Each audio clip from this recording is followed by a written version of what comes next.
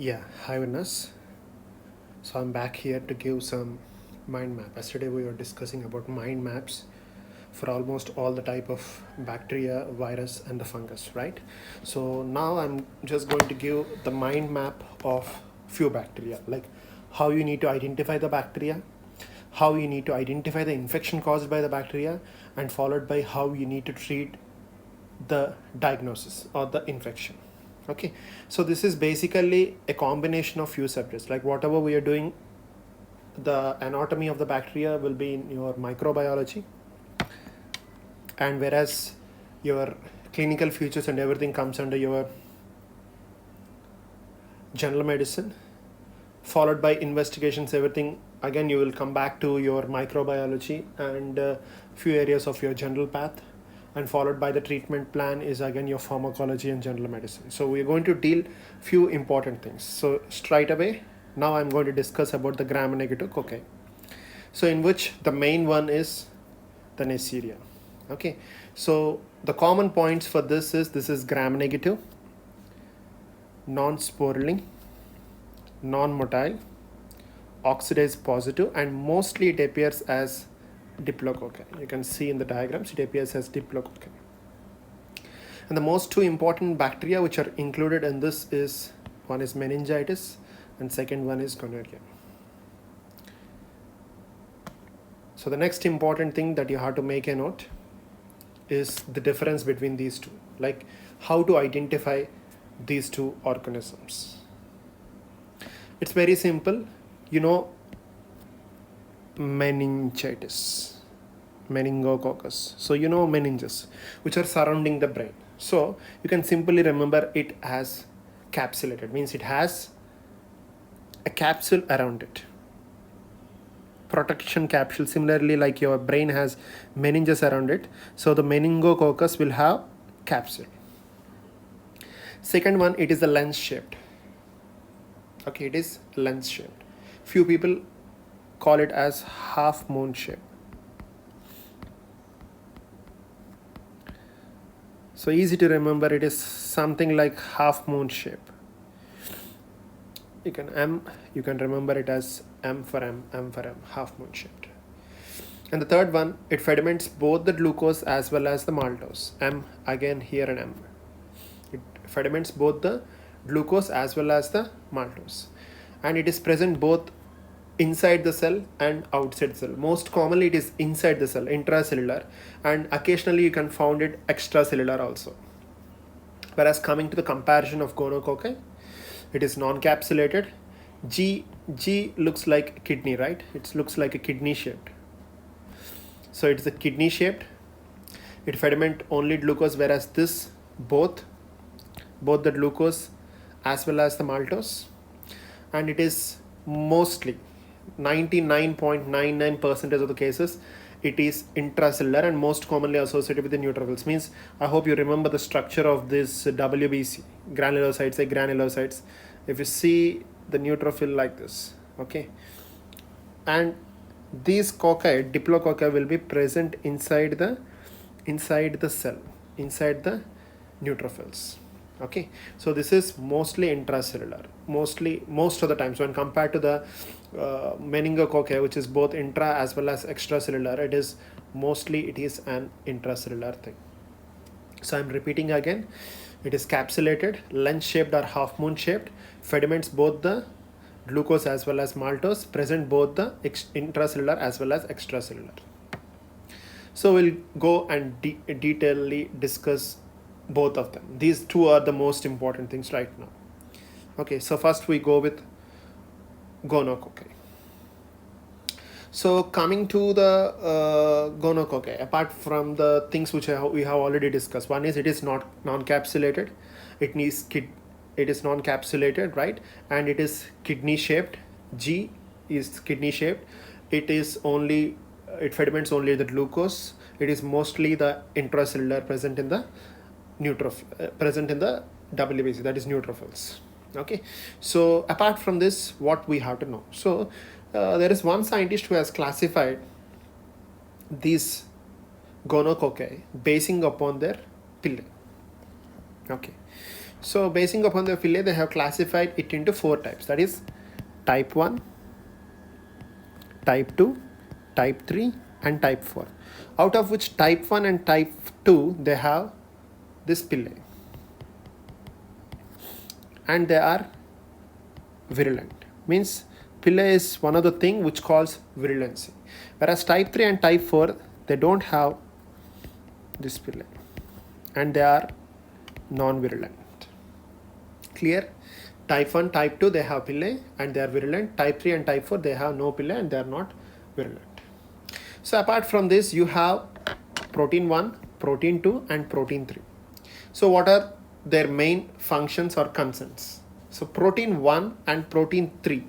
The protein 1 and protein 3 are called as porions. Whereas the protein 2, which is present in this Gonococcal, is an associated molecule which is called as opacity associated protein. So these are the 3 proteins, and just make a note about them. So apart from this, the most important thing in both Meningococci as well as Gonococci is the presence of IgA protease. So IgA protease is present. We have already discussed about IgA immunoglobulin. So IgA protease is the one which is going to protect these organisms, these bacteria, from the mucosal surface, because your mucosal surface is mainly concerned with the production of IgA immunoglobulin, which is going to kill these bacteria. But because of the presence of IgA protease, IgA immunoglobulin will get lysis. So this is how both the Meningococci as well as the Gonococci, they protect the bacteria from IgA immunoglobulin by presence of IgA protease. So this is all about the internal structure and their main functions. I was just concerning about the main functions. Okay, I hope you're very, very clear about this. Okay, so apart from this, you have lipo-oligosaccharide, right? Here you have a lipo-oligosaccharide which acts as endotoxin. So the lipo-oligosaccharide which acts as the endotoxin. So apart from this, we have already discussed 2 days back when I'm talking about the complement system. So the complement system, the complement proteins are divided into 3 types. One is early proteins, second one is mid proteins, and third one is late proteins or terminating complementary proteins. The terminating complementary proteins are C5 to C9. Whenever there is deficiency of terminating or late complementary proteins, that is C5 to C9, there is a high chance of occurrence of this particular gram-negative diplococci infections. I have already discussed when I was talking about the complement system. So add a note, the host factor that is going to control is the deficiency of terminating complementary proteins, that is C5 to C9, can lead to high chances of infections of Gonococci as well as the Meningococci. Okay, I hope you're very clear until now. So I'm moving to the next level. So I'm going to talk about the diseases. Before talking about the diseases, I'm just going to give few important statements. One is 2 to 8 days is the incubation period of this. And most of the asymptomatic carriers, okay, the asymptomatic carriers, you can see most of the asymptomatic carriers for this disease are the main reservoirs for the occurrence of the disease. Means most of the times the disease occurs from the asymptomatic carriers. Okay, they act as a reservoir, they store the disease and they spread the disease. So these are the 2 important points that you have to add. So coming to the diseases that are caused by this is, so in the male, the most common disease is urethritis. Okay, it is the most common in the males. Apart from this, you can see the prostate infection and many other infections, but most common is this, because most of your questions will move around most common. And this is a most common with the female. And most of the females, they act as asymptomatic carriers for this particular disease. And coming to the lining of your the vaginal lining. Okay, so in most of the in normal condition, your vaginal lining is lined by non-keratinized stratified epithelium. Okay, so stratified epithelium will be there. So whenever the person is either in the state of pubertal or post menopause, so this lining will become very thin, and it downs to the basilar layer, and this epithelium which is of very thin is more exposed, or more chances of getting this type of gonococcal infection. Okay, so these are the things to be make a note. So one is the most common in males, most common in females. Okay, so apart from that, you need to make a note about the lining and how the lining varies and how the lining is related to occurrence of a particular infection. Then the entire reproductive system, most of the reproductive system in the female are affected by these bacteria. So the occurrence of this infection can also be seen in neonates.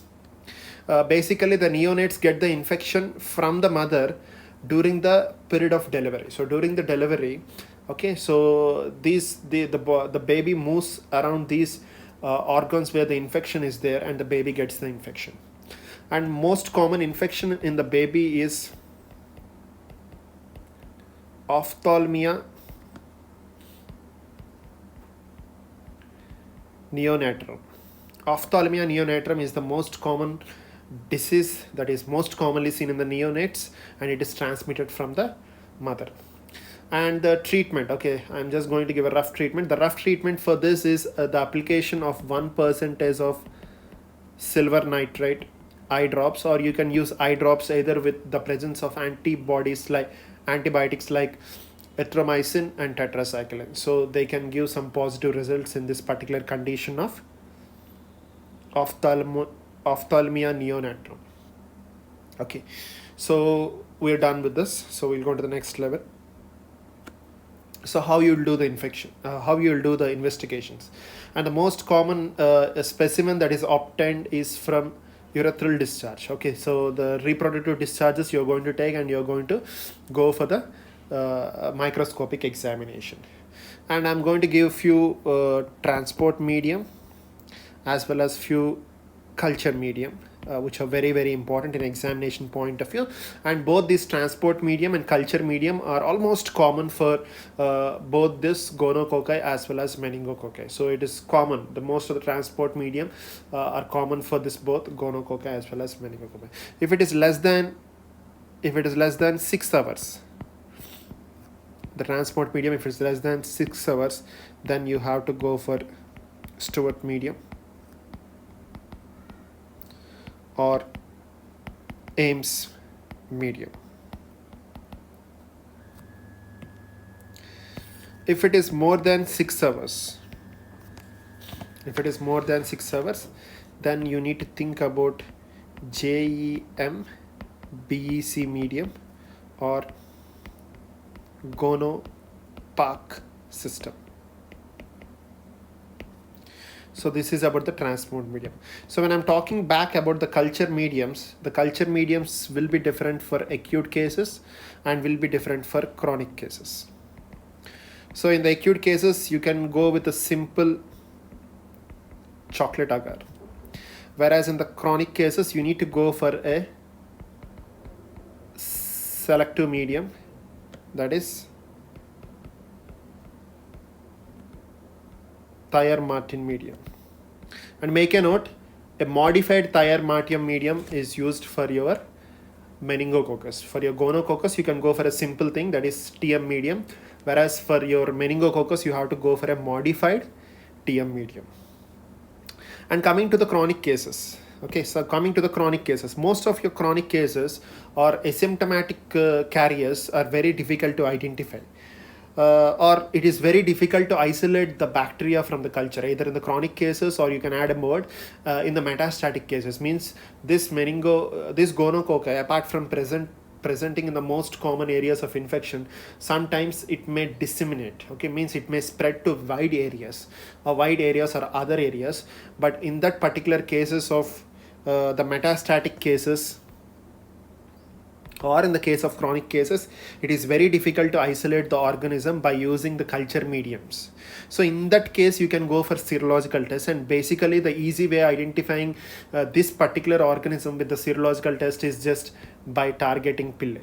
So because they are the most virulent and they are very important, apart from lipopolysaccharides, you can identify with most of the serological tests will targeting this pili.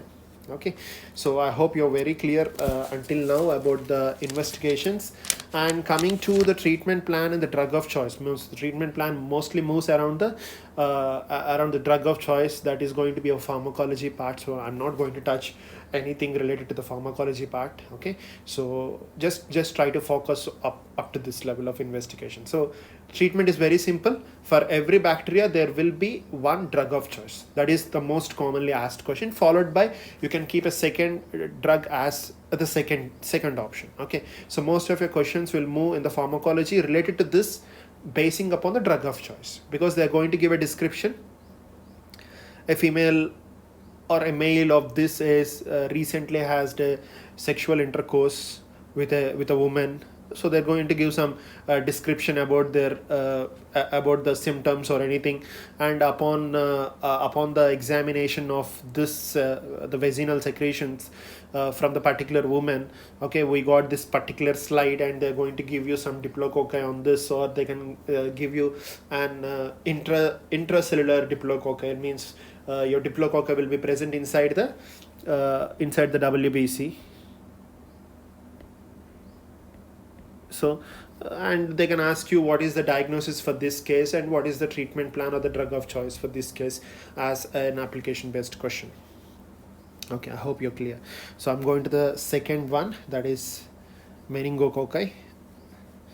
So first of all, the most common points were already discussed, that this is the capsulated one, this is a lens shaped one, this is a half moon shaped one, this is present both in the intracellular as well as extracellular. This can sediment both the glucose as well as maltose. So apart from this, we need to focus main on the structural aspects. So what are the structural aspects? The most important structural aspects on which it is divided into serotypes is the capsular polysaccharide. So capsular polysaccharide is the most important thing and most virulency factor. So basing upon different types of capsular polysaccharides, these are divided into 13 serotypes. Okay, 13 serotypes, out of which we have to be very, very specific about A, because A serotype is most common in India. And make a note, a point about B serotype, there is no vaccine for B serotype. They are divided into different types of serotypes. The most important serotypes are A type, which is most common in India, and the leftover is the B serotype. You have C serotype, you have Y serotype, you have W125 serotype. So similarly, you have 13 serotypes. The most important questions are A serotype is most common serotype in India, and B serotype there is no vaccination for it. Okay, so this is about the capsular polysaccharide. A capsular polysaccharide is present outside. So outside, this is the outermost one, right? So apart from this, we need to learn about the outer membrane proteins. Means there are so many proteins which are present outside the membrane. One is, you need to learn about pili, which is not that important. And apart from that, I have already discussed a point to you, that is IgA protease. IgA protease is both present in both Gonococcal as well as Meningococcal, and it helps in protection from the mucosal IgA immunoglobulins. Similar to that of the Gonococcal, it has lipo-oligosaccharide, which is an endotoxin. So these are the few important things that you have to make a note about the structural things. And similarly, in the previous bacteria, I was talking about the host response, host factors. So what host factors I was talking about the terminal complementary system disorders or deficiencies, or the end complementary protein deficiencies, that is C5 to C9 deficiencies. Whenever you have more C5 to C9 deficiencies, there are high chances of occurrence of this type of bacterial infection. Okay, so apart from this, they can cause an occurrence of deficiency of alternative pathway, where there is a deficiency of either C3 or factor D. Okay, so whenever you have a deficiency of these C3 as well as the factor D, there are chances that this particular infection can occur. C5 to C9 as a terminal complementary system deficiencies or deficiencies of few of the alternative pathway proteins also. Okay, so that is about the factor side, that is about the host factor side, how it is causing the occurrence of this particular infection. So coming to the next one is about the clinical features. Okay, we have to make a note about the clinical features. So before talking about this particular clinical feature, the most common area of reservoir for this case is nasopharynx, because most of these things will go from the nasal secretions or will go from the respiratory secretions, because the mode of transmission of this particular meningococci is from the respiratory routes, and it is most commonly seen in the case of children, that too age of 3 months to 5 years. And the most common route is respiratory route.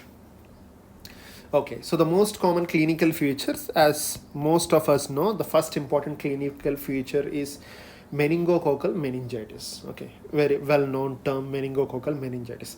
Apart from this, most of your questions will move around this particular syndrome, that is Waterhouse Friderichsen syndrome.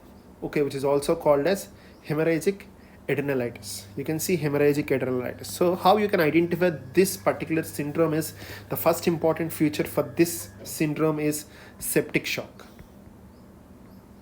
The first important feature is septic shock. For example, if they are giving a diagram based question, this is the most common diagram based question, that you can see hemorrhagic skin lesions. Okay, these are called as hemorrhagic skin lesions. And you can see disseminated intravascular coagulation in these patients. So this is most commonly associated with meningococcal, Nesseria meningococcal and meningitis, and it leads to septic shock. It leads to, due to the bleeding in the adrenal glands, it's lead to septic shock. Okay, so the important feature is, you can see this type of hemorrhagic skin lesions. So this is very, very important term when we are talking about meningococcal meningitis. So the next important aspect is the laboratory investigations. Okay, so laboratory investigations, as already said, your nasopharynx is the most common area for the reservoir. So one important thing is the nasopharyngeal swabs. So the nasopharyngeal swabs are most commonly used in the carriers. And the second one is when you see an active case. So for an active cases, you have to isolate these bacteria from cerebrospinal fluid, and the best way to remove the cerebrospinal fluid is by the lumbar puncture. So for the cases, you need to go for the CSF, that is by lumbar puncture, and for the carriers, you need to go for the nasopharyngeal swab. And when I'm talking about the meningococcal, okay, when I'm talking, so these are the two important things that you have to make a note. So apart from this, when I'm talking about the previous one, this particular syndrome, the best way of isolating the bacteria is from the blood, because it is shock related. Okay, it is shock related and it is mainly due to the bleeding, so you have to isolate from the blood. So three important points. One is, for carriers, you need to isolate from the nasopharyngeal swab, and for the normal cases, you need to identify from the cerebrospinal fluid by the lumbar puncture, and the third one is you need to remove it from the blood. Okay, so these are the investigations point of view, and they can ask you the most sensitive investigation method is PCR. Okay, so PCR is the most sensitive investigation, and the most common is all this. The most common is isolation. Isolation of the bacteria from the culture is the most common, whereas the most sensitive is the PCR. Okay, I hope you are clear with the investigations too. So next I was just talking about the drug of choice. Drug of choice we will learn in the pharmacology part, and is already discussed about vaccination. This particular organism, that is Meningococcal, has a vaccination. Okay, so it has different vaccination. It's already discussed. There is no vaccine for the B type. Okay, so points to be added about the vaccination is there is no vaccine. So there is no vaccine for B type, B serotype, point 1. The second important point, vaccine is not effective in children less than 2 years, and vaccine is most commonly given at the age of 11 to 12 years. So in the adolescent age, the vaccines are regularly given. So drug of choice and everything we'll learn that. So this is a slide of meningococci. You can see the diplococcus. You can see the capsule. Okay, you can see you can identify the capsule also very clearly. So that is how you can differentiate the both. One is non-capsulated, one is the capsulated. Okay, so done for now. I'm just going to have a quick recap if you want. This is how you need to prepare the map. Okay, the map is going to give you the diagnosis and everything. It's going to make your subject very, very simple. So this is gram-negative, non-sporulating, non-motile, oxidase positive, diplococci. These are the two. Coming to the differences, capsulated, lens-shaped or half-moon shaped, both. Non-capsulated, kidney-shaped, only glucose, only intracellular. So I'm going to talk more about the pillae, which are divided into type 1, type 2, type 3 and type 4, and 1, 2, 3 proteins, and lipooligosaccharide is mainly concerned with endotoxin. So different types, most common in male, most common in female.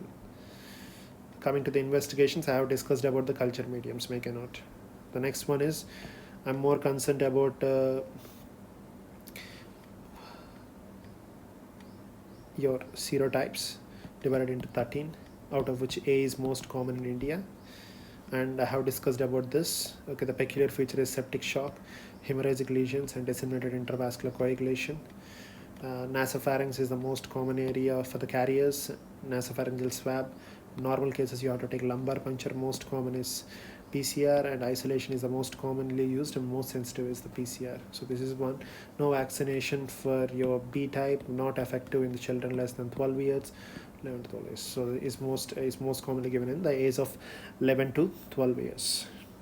So thank you all. Done for now. Signing off, Dr. Srikanth from Team MDS Conquer.